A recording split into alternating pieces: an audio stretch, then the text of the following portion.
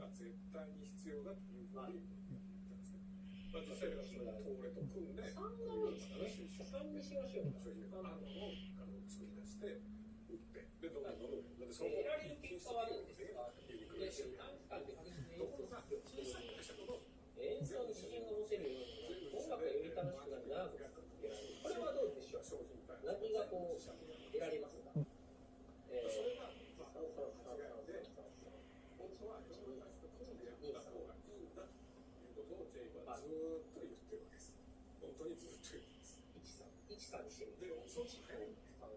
効果的にやって。で、本当に、言った、なんとか提案